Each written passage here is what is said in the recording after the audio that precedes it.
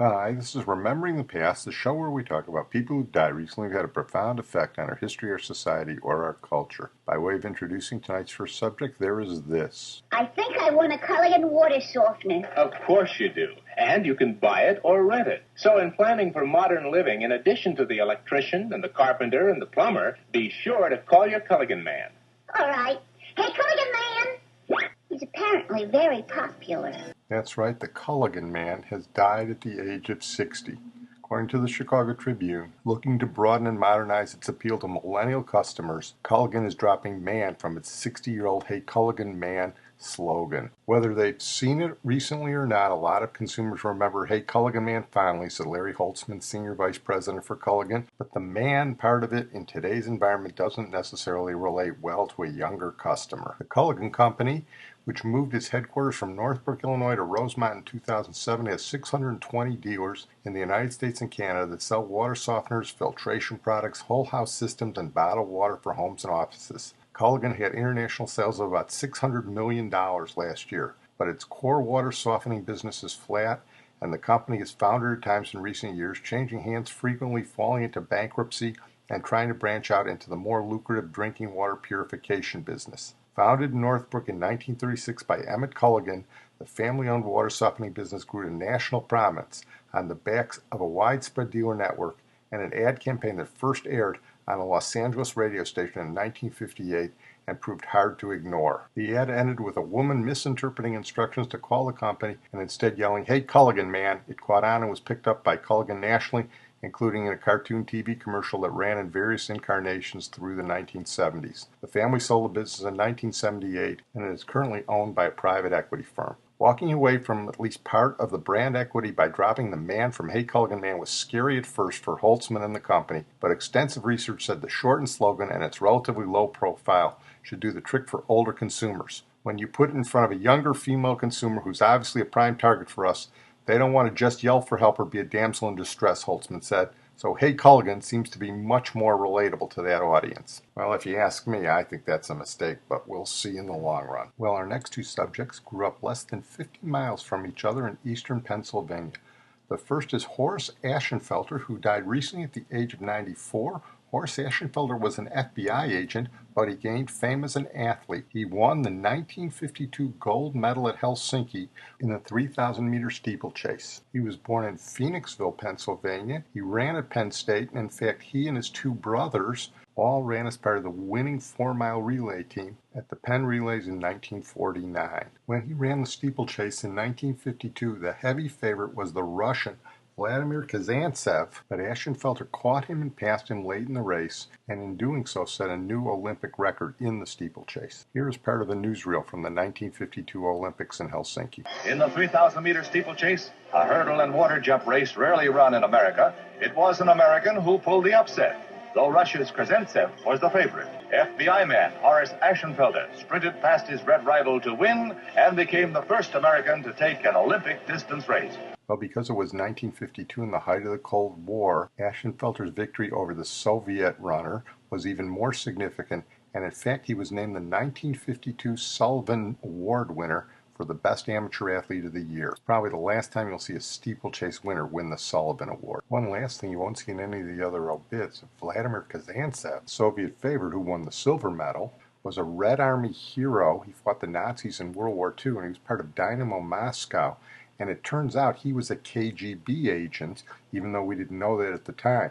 So what you had was you had an FBI agent running against a KGB agent. Sort of an early spy versus spy thing. Well, our feature tonight is retired General Anna Mae Hays, who died recently at the age of 97 as an Army nurse. She was a dynamic woman and a true hero, and she was the first woman promoted to general in the United States Army. She grew up in Allentown, Pennsylvania, again only about an hour on I-476 from Phoenixville, where Horace Ashenfelter was from. In fact, she worked for a little while in an OB-GYN unit in Phoenixville, so I wonder if she ever met Horace Ashenfelter. In any event, she served in 3 wars. In World War II, she served in the Southern Theater in India and Burma. She probably distinguished herself most in the Korean War, where she was part of the Inchon landing, which we've talked about so many times. So she was actually a MASH nurse. So she was the real thing. And then in Vietnam, she made 3 tours of Vietnam to supervise nurses there.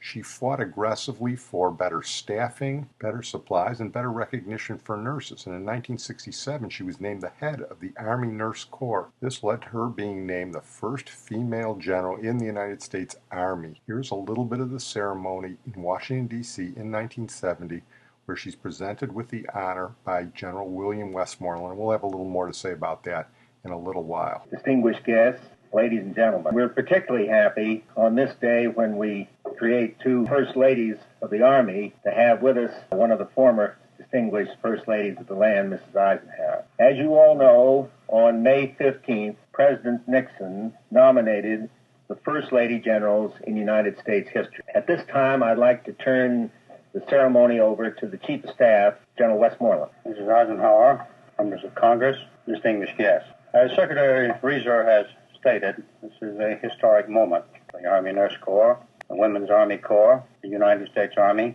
and indeed all the services. The Army Nurse Corps can trace its heritage back to 1775, when the Army was given authority to hire contract nurses. However, the Nurse Corps was not officially established until 1901.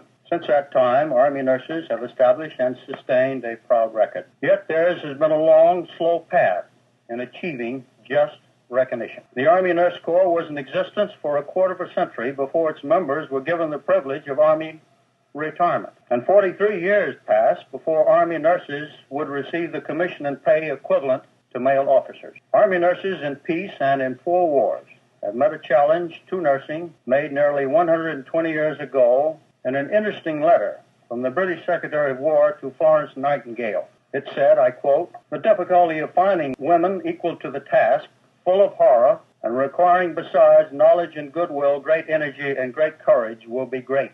Colonel Hays' career exemplifies the dedication to duty that Army nurses have exhibited for almost 7 decades. As an editorial read in Colonel Hays' hometown paper, Allendale, Pennsylvania, the Army Nurse Corps has worn stars for years. But during Anna Mae Hays' first 6 years of service, she added to her professional knowledge through practical experience in one of the most demanding areas of nursing, the operating room. She put her operating room experience to the supreme test in Korea with 56 other nurses during the defense of the Pusan perimeter in 1950. There, with her energy and courage, she helped save the lives of countless American soldiers. Later, she served as one of the special nurses assigned to President Eisenhower when he was a patient in Walter Reed Hospital. Holding various supervisory and administrative positions for the next several years, she sharpened her administrative and managerial skills, thus preparing herself for higher responsibility. After serving as Assistant Chief of the Army Nurse Corps, she obtained her master's degree in nursing from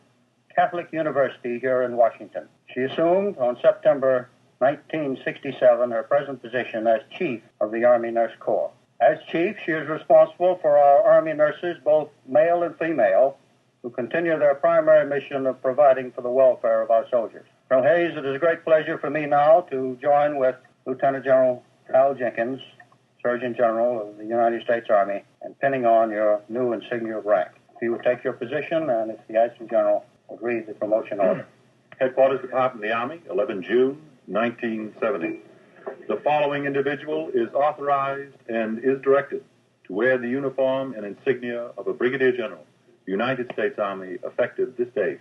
By order of the Secretary of the Army, W.C. Westmoreland, General, United States Army, Chief of Staff. Anna Mae, now, with stars on your shoulder and your flag presented by the Secretary of the Army, perhaps you would like to make a few remarks. Mr. Secretary, thank you for your kind remarks.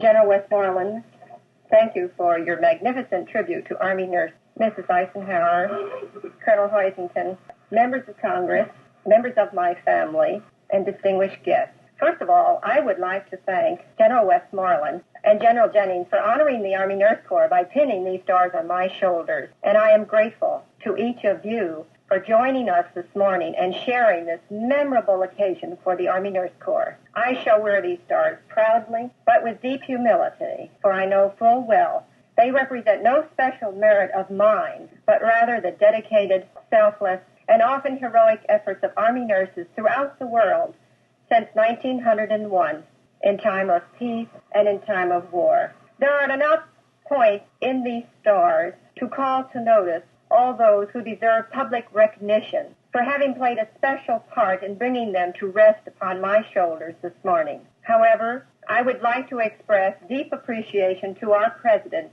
Mr. Nixon, and to the members of Congress, particularly those who serve on the Senate and House Armed Services Committees. And I would also like to acknowledge the sustained efforts of the American Nurses Association in helping to bring this distinction to military nursing, thereby enhancing the prestige of the profession of nursing. The Army Nurse Corps owes a special debt to the former Surgeons General of the Army, particularly Lieutenant General Leonard D. Heaton, and to my predecessors as Chief of the Army Nurse Corps. As Mr.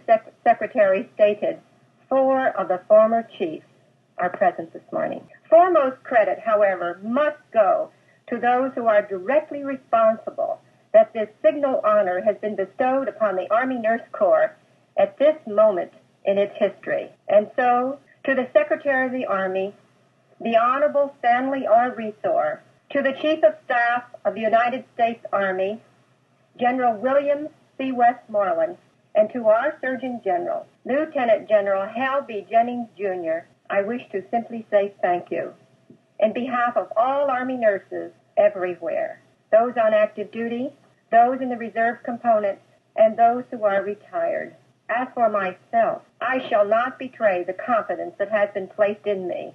Albert Einstein once said, I must remind myself 100 times each day that what I am, I owe to the lives of other men, both living and dead, and that I must exert myself in order that I may give in the same manner that I receive, unquote. This has been and will continue to be my philosophy as long as I am able to serve my country. I pledge I shall devote my efforts toward achieving the goals of the Army Medical Department, the United States Army, and our nation. Thank you so very much.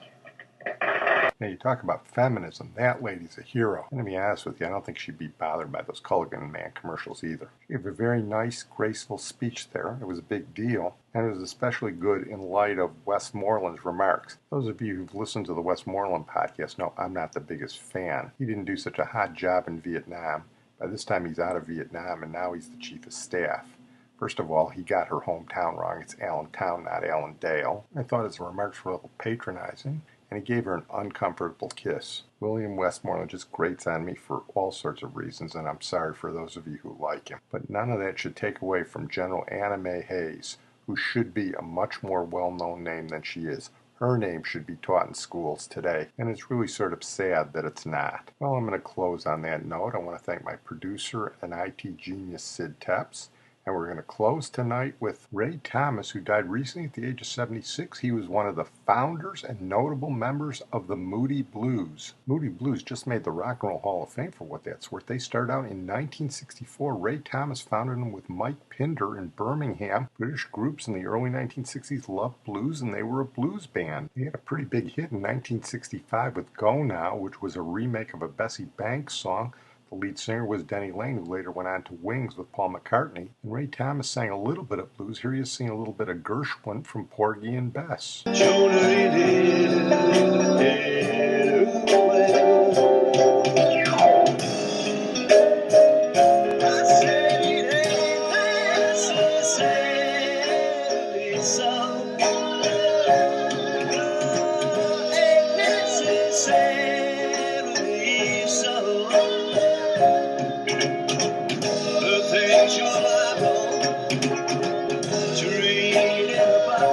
Beatles also had him sing background in I Am the Walrus, by the way. But the blues didn't click for the Moody Blues, so they reconfigured with Justin Hayward and John Lodge as a sort of a classic rock band, and in 1967 they recorded the classic Nights in White Satin with a legendary flute solo played by Ray Thomas, and that's what we're going to close with tonight.